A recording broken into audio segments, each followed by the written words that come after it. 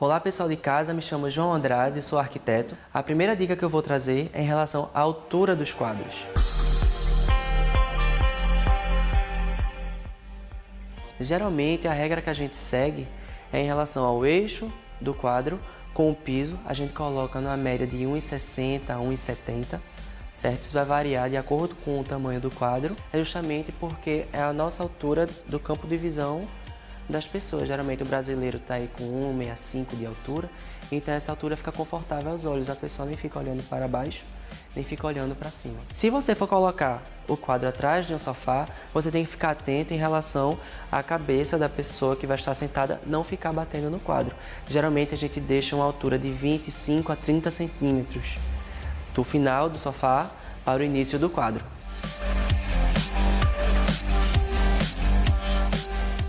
A segunda dica que eu estou trazendo para vocês é em relação à proporção do quadro com a parede na qual ele vai estar. Uma regra meio básica que a gente segue, se no caso estiver na sua sala, é a regra do sofá. O sofá é que ele vai delimitar o tamanho do seu quadro. Como a gente pode observar aqui, a gente tem um quadro bem pequeno, a gente está com muita parede para pouco quadro. Esse quadro, essa arte possibilita que a gente também use ele na horizontal. Mesmo a gente utilizando ele na horizontal, dá para perceber que a proporção dele com a parede não está bacana.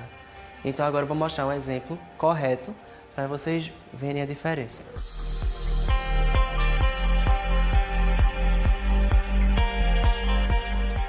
Agora, como vocês podem observar, ficou bem mais agradável aos olhos a proporção do sofá com o quadro. Lembrando que se não for na sala, se for numa sala de jantar, a gente sempre tem um aparador, uma mesa, sempre alguma forma para poder relacionar o tamanho do quadro com a parede.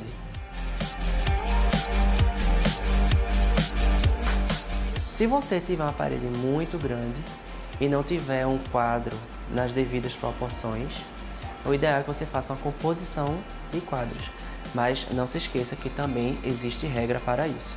Uma dica principal que eu trago para vocês é você fazer a simulação dessa composição, para que você depois não se arrependa do local onde você colocou e furar sem necessidade a sua parede.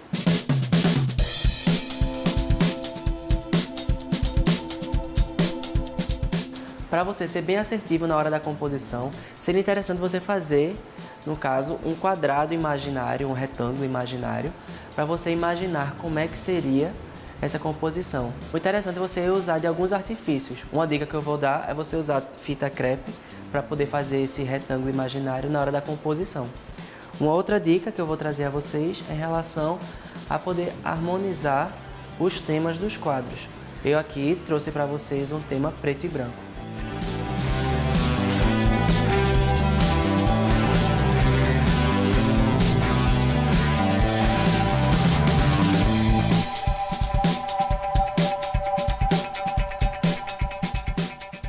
É importante também você ter auxílio sempre de um nível para que os quadros fiquem sempre alinhados, e também você tem que se atentar no distanciamento dos quadros em si. Sempre é bom deixar uma distância de 5 centímetros, 10 centímetros, depende muito da proporção da sua composição.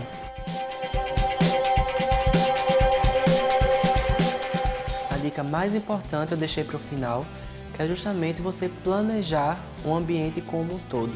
Assim você vai conseguir harmonizar o projeto luminotécnico para poder valorizar as suas peças, como também as peças de decoração, que aqui eu estou utilizando o exemplo das almofadas que conversam de certa forma com os quadros. Aqui a gente tem essa parede com textura de cimento queimado, que tem uma pegada mais moderna, sendo assim a gente trouxe essas artes, tanto do quadro quanto das almofadas, essa parte mais geométrica, para trazer mais esse ar moderno para o ambiente.